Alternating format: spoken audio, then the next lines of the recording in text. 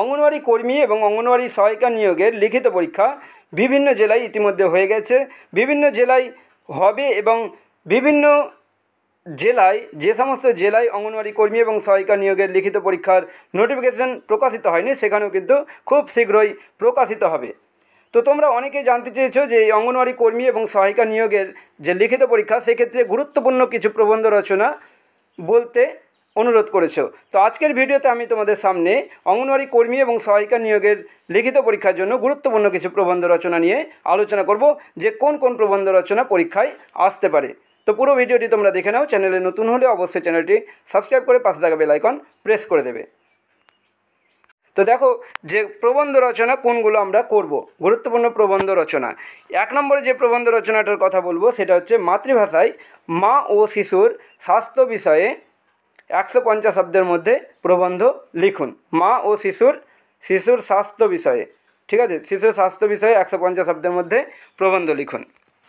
2 নম্বর যে প্রবন্ধ বলবো একজন অঙ্গনওয়াড়ি দিদির কর্তব্যসমূহ এবং আপনি কিভাবে নিষ্ঠার সাথে সেই কর্তব্য পালন করবেন এই বিষয়ে 150 শব্দের মধ্যে প্রবন্ধ লিখতে হবে, ঠিক আছে।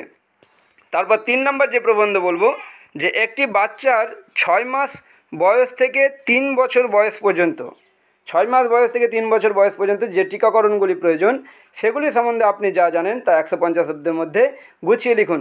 দেখুন এখানে দেখো এইখানে যে প্রশ্নটা বলা হয়েছে এই যে টিকাকরণ, এই টিকাকরণ থেকে কিন্তু এমনিতেও প্রশ্ন আসে পরীক্ষায়, ঠিক আছে, তাই এই রচনাটা অবশ্যই করে রাখা প্রয়োজন। তারপর 4 নম্বর যে প্রবন্ধ রচনাটার কথা বলবো যে একটি অঙ্গনওয়াড়ি কেন্দ্র কিভাবে চলে এবং সেখানে কি কি কাজ হয় সে সম্বন্ধে আপনি যা জানেন তা 150 শব্দের মধ্যে গুছিয়ে লিখুন। এই বিষয়ে অর্থাৎ অঙ্গনওয়াড়ি কেন্দ্র কিভাবে চলে এবং সেখানে কি কি কাজ হয় সেই সম্বন্ধে প্রবন্ধ রচনা লিখতে হবে।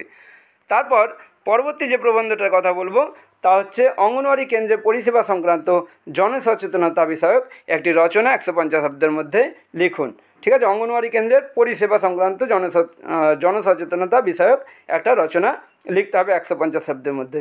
এরপর যে প্রবন্ধটির কথা বলবো সেটা হচ্ছে নারী শিক্ষা ও সামাজিক উন্নয়ন প্রসঙ্গে 150 শব্দের মধ্যে প্রবন্ধ রচনা লিখতে হবে। এই গুরুত্বপূর্ণ প্রবন্ধগুলি আমি তোমাদের সামনে তুলে ধরলাম। পরবর্তীতে বিভিন্ন গুরুত্বপূর্ণ আপডেট পাওয়ার জন্য আমার চ্যানেলে যুক্ত হয়ে যাও। এখন এই পর্যন্ত, দেখা হচ্ছে পরবর্তী ভিডিওতে। Thank you so much.